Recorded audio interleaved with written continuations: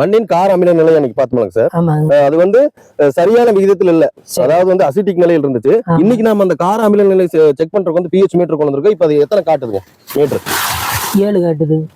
அப்போ கார அமில நிலை வந்து நடுநிலைக்கு வந்துருச்சு. அதாவது மண்ணில் இருக்கக்கூடிய கார அமில நிலை வந்து நடுநிலையா இருக்குது. செடிகளுக்கு என்ன நடுநிலையா இருக்கும் போதுதான் நமக்கு வந்து செடிகளுக்கு கொடுக்கக்கூடிய சத்துக்கள் வந்து அனைத்துமே நல்லா இருக்கு. எனவே விவசாயிகளே, இப்ப வந்து நாம வந்து டாக்டர் சாயில் மூலியமா அப்ளிகேஷன் கொடுத்து 13 நாளைக்கு முன்னாடி பயிர் எப்படி இருந்துச்சு, 13 நாளுக்கு அப்புறம் வந்து பயிர் வந்து எப்படி இருக்குதுன்னு சொல்லி நம்ம விவசாயி மூலமா கேட்டு தெரிஞ்சுட்டோம். மற்றும் இன்னும் அடுத்த பட்சமா நம்ம வந்து இன்னும் விவசாயிகளுக்கு வந்து இந்த வேர்கள் மூலமாக இந்த pH நியூட்ரல் மூலமாக இங்க என்னென்ன மாற்றங்கள் நிகழ்ந்திருக்குதுன்னு சொல்லி இப்ப நம்ம பார்க்கலாங்க. இந்த வெள்ளை வேறு ஜல்லி வேறு அப்படின்னு சொல்லி பார்த்தோம்னா நம்ம டாக்டர் சாயில் மூலியமா சொல்லிட்டு வருது வந்துங்க பௌதிக தன்மை அப்படின்னு சொல்றாங்க. இந்த பௌதிக தன்மை வந்து மண்ணுல சரிப்படுத்திருச்சு டாக்டர் சாயில். அந்த பௌதிக தன்மை அப்படின்னா என்னன்னா, அதிகப்படியான வெள்ளை வேர்கள், ஆரோக்கியமான வெள்ளை வேர்கள் தான் இந்த பௌதிக தன்மையினுடைய ஒரு அடையாளம்.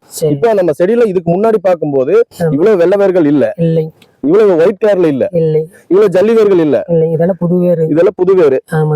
அப்போ இந்த பௌதிக தன்மை அப்படிங்கிறது அன்னைக்கு பார்க்கும்போது ஃபெயிலு, இன்னைக்கு நல்லா இருக்குது, பாஸ், 100% பாஸ்.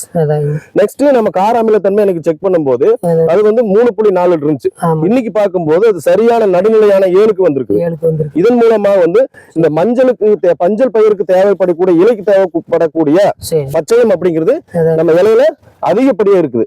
இந்த பச்சையம் வந்து இலையில வந்து அதிகப்படியா இருக்கும்போது பாத்தீங்கன்னா நம்மளுக்கு வந்து ஒளிச்சேர்க்கை நடக்கும்.